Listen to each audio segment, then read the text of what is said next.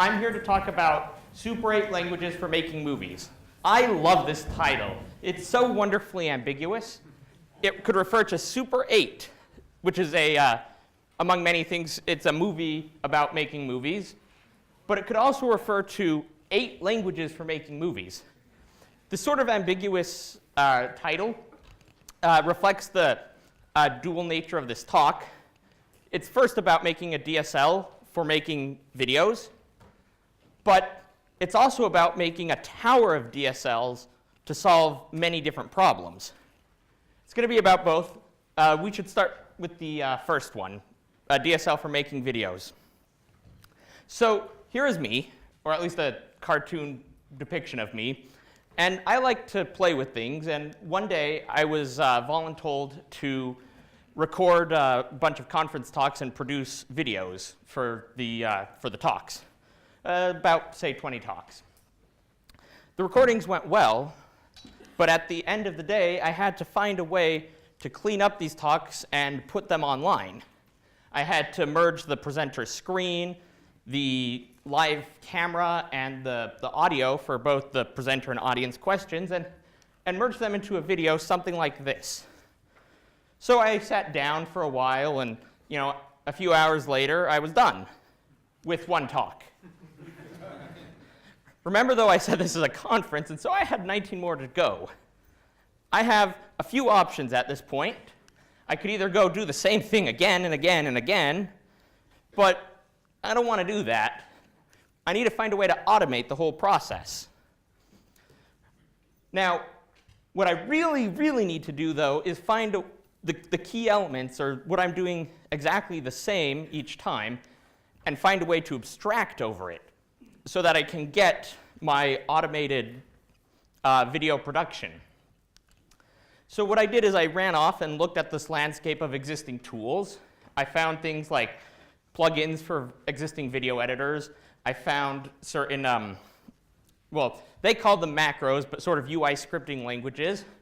And I found various shell scripting languages like FFmpeg and AVIsynth. Now, these tools were, they were OK, but each of them had problems. I was quite sad when using each of them. You can find details for why I was sad in the paper. So I wanted to find a better solution. And so I went back to thinking, what is a video editor? I'm putting together clips in a sort of descriptive way. The clips aren't getting modified at all. I'm just telling this editor how to merge a bunch of videos together and effects to make a nice looking product. So that sounds a lot like a language to me, just one that's bad with new types of abstractions and also has this weird graphical syntax. So the obvious answer is, let's try making a language. Because I'm terrible at naming things, I called it video. And it looked something like this. You had several different things. For example, you had primitives for adding in video clips. You had like looping constructs and so that you could append videos together vertically and horizontally. You also had modules so that you didn't have to define everything in one file. So you could put things like this file here where we're defining a function and calling that function. This is a conference talk function that you can use to just sort of feed and put all the different video feeds, and it produces a talk for you. And I also came up with slightly different variations of the language. Here we have video and video lib. In the first case, you're describing a whole video, and in the second case, it's a helper for a video file. The results of this code look something like this. You got 4 videos just sort of appended to each other. This is actually being rendered live on my laptop. I did not pre-render this. Video is running this code right now. And so that was good. We actually did this in RacketCon 2016. I made this language, and I uploaded it to the internet.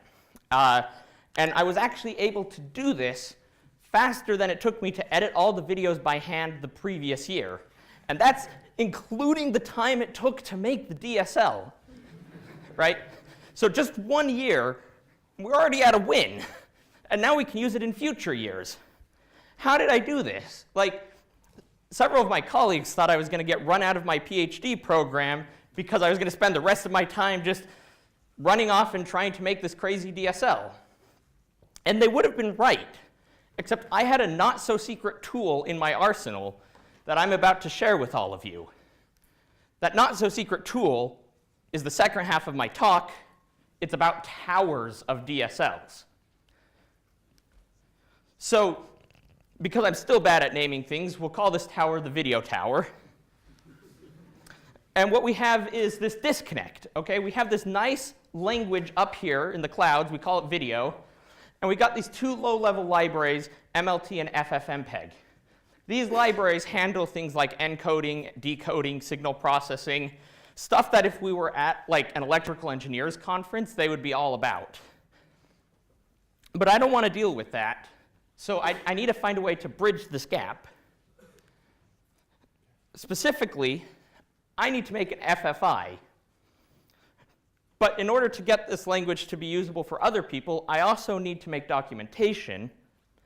And finally, if we have extra time, which we will, let's see if we can make a type system for this language.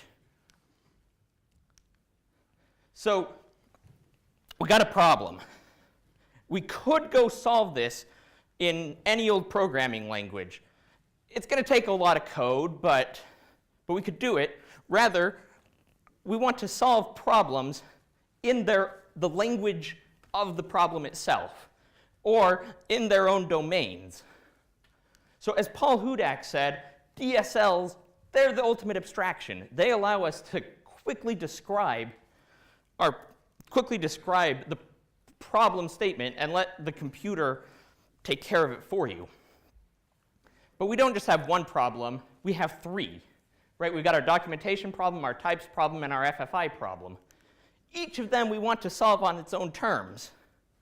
So instead of just making a single DSL, we can make a tower of DSLs. This is frequently called language-oriented programming. It's called that because you end up, instead of building objects or building functions, your program is just a sequence of languages built on top of each other. This sounds initially like it's going to take a lot of time. But the Racket virtual machine can help us here, and as well as the whole Racket DSL ecosystem. What it gives us is what we call linguistic inheritance. Let's take our video implementation here. We got the Racket VM down on the bottom. We got video's implementation in the middle, and we got our movie script up in the clouds. What we can do is define video's implementation as a delta on top of Racket. Specifically, some features we can pass through unchanged, say like addition functions. Some features, though, we don't want. They make our DSL too complex and too hard to reason about. We're going to want some new features. And finally, here's the key. What we can do is change them or reinterpret these linguistic constructs. The first three have been talked about a lot at ICFP. It's this last one here that is really cool and is not really discussed as well as it should be, and allows us to compose DSLs not just horizontally, but vertically on top of each other. What do I mean by this? I'm referring to another thing we call linguistic interposition points. Anytime a file that runs on the Racket VM gets parsed, this thing we call module begin is inserted. This module begin is language specific and gets elaborated to the language specific interpretation of the module, as well as a simpler module begin to run it from. The way it determines that is entirely based on the language specified, and you can define it using this rename calculus here. Here we've defined video module begin. in terms of this pound percent module begin, and then we've renamed it to be pound percent module begin on export. But see how it's yellow? So even though the text is the same, it's actually pointing to this video module begin, which knows how to handle video-specific language files. So that gives us our tool. We can see this in action with the FFI. First of all, we have a C function. What we can do is we can use define MLT, which we didn't really write most of this, to be fair. The FFI code. There was a tool called define FFI definer. We made define MLT, and all we had to do was specify the C types. But on top of define MLT, we were then able to use make our own FFI sort of language that also had object-oriented properties that follow this sort of convention that you're supposed to call with the C library. All of this we were able to do in only a few hundred lines of code and only a day of work or so.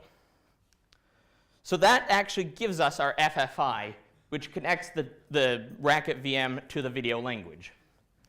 But we also want good documentation. Ideally, we would like something like this. It's a website you can go to, read the video documentation. Again, you could open this up in a general purpose language, but strings and S expressions are kind of annoying to write prose in.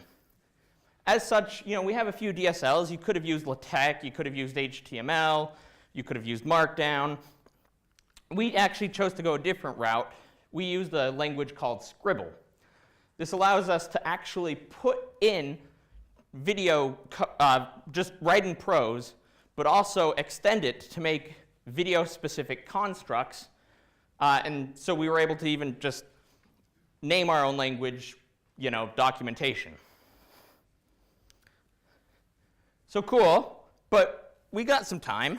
Yeah, we do. So we can make types, all right? The language wasn't actually designed to have types originally, but language-oriented programming allows us to make these sort of things so quickly, why not give it a shot? What might a type system look like, though, for video editing? Well, let's take this here. This is a clip. It's 50 seconds long, and I want to put it in a situation where I want to get the first 100 seconds of the clip. What on earth is a 50-second clip? What is the first 100 seconds of a 50-second clip? It's not really well specified. There's too many things you could do. So let's see if we could try to get rid of that. You can use index types for this, where we give each clip this producer type, a producer being anything that can be turned into video or produce video. And you can put a producer into any context if it has enough length to meet the context requirements. So what we can have is this clip type.